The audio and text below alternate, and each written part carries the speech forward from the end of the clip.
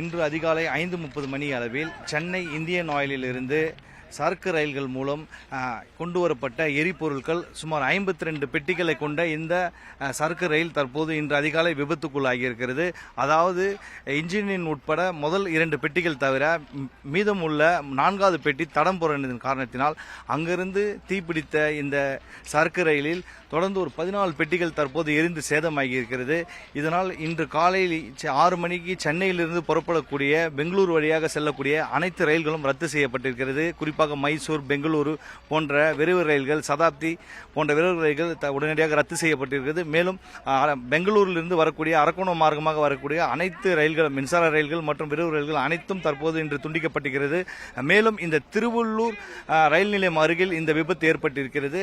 இன்று இந்த தண்டவாளங்கள் சுமார் 200 மீட்டர் அளவில் தண்டவாளம் சேதமடைந்திருக்கிறது. தற்போது இந்த திருவள்ளூர் ரயில் நிலையத்திலிருந்து சுமார் 1 கிலோமீட்டர் தூரம் உள்ள உயர் அழுத்த மின் கம்பங்கள் எரிந்து சேதமடைந்திருக்கிறது. மேலும் அந்த உயர் கம்பங்களை சீர் செய்யும் பணியில் தற்போது இப்போ ரயில்வே அதிக ஊழியர்கள் மற்றும் தீயணைப்பு துறையினர் தற்போது இந்த பணியில் ஈடுபட்டு வருகிறார்கள். மேலும் 20க்கும் மேற்பட்ட தீயணைப்பு வாகனங்களை வர வைத்து 200க்கும் மேற்பட்ட தீயணைப்பு வீரர்களை வைத்து மற்றும் ரயில்வே வீரர்களை வைத்து தற்போது இது சீர் செய்யும் பணியில் ஈடுபட்டு வருகிறார்கள்.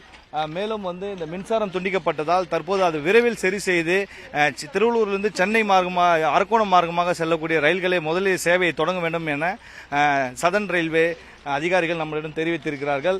மேலும் இதை அப்புறப்படுத்தி இந்த தீயை கட்டுக்குள் கொண்டு வருவதற்கான அனைத்து நடவடிக்கைகளும் தற்போது சதன் ரயில்வே ஆனது செய்து கொண்டு வருகிறது. இந்த பகுதியில் உள்ள மக்களை பாதுகாப்பாக வெளியேற்றி அவர்களுக்கு எந்த விதமான ஆபத்தும் நிகழாமல் எந்த இதுவும் தாக்காமல் இருக்கிறதுக்காக அவர்களை அந்த வீடுகளிலிருந்து அப்புறப்படுத்தி இருக்கு திருவள்ளூர் மாவட்ட நிர்வாகம். அவர்களை தங்க வைத்து அவர்களுக்கு உணவு போன்றவற்றை அனைத்து வழங்கியிருக்கிறார்கள். மாவட்ட ஆட்சியர், மாவட்ட காவல் கண்காணிப்பாளர், அதே போன்று அமைச்சர் போன்றவர்கள்லாம் தற்போது அந்த பொதுமக்களை பார்த்து இந்த விபத்தை பார்த்து ஆய்வுகளை மேற்கொண்டு வருகிறார்கள். மேலும் தொடர்ந்து இந்த தீயை கட்டுக்குள் கொண்டு வரப்பட்டது என தீயணைப்புத்துறை தரப்பில் தெரிய வருகிறது. மீண்டும் 3 மணி நேரம் அல்லது 4 மணி நேரத்தில் இந்த தீ கட்டுக்குள் கொண்டு வந்துரும் என உறுதிகளும் அளித்திருக்கிறார்கள்.